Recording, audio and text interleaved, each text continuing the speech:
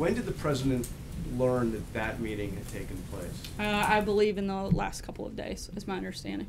Is he concerned about that? That the top leadership of his campaign would take a meeting with a Russian lawyer promising to give? No, I mean, look, I've been on several campaigns and people call offering information.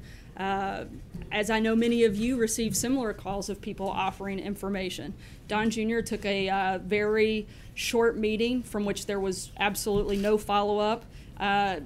Frankly, I think something that may make sense is looking at the Democrat National Committee coordinated opposition research directly with the Ukrainian embassy.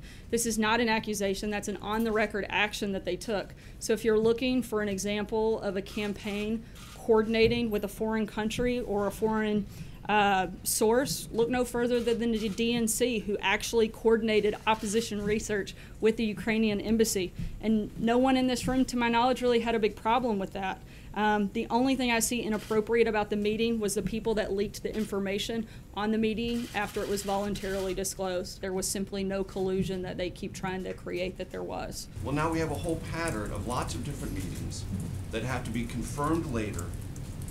And those original questions were not about collusion, Sarah. They were just about contact. They were originally about that. That's the whole premise of which you're asking the question, is whether or not the campaign colluded with Russia. That's the premise of the entire scope of your questioning.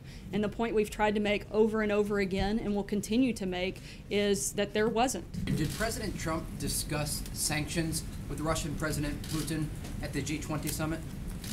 I do know that it was mentioned specifically when you ask about sanctions. I know there's a little bit of a question there, and there were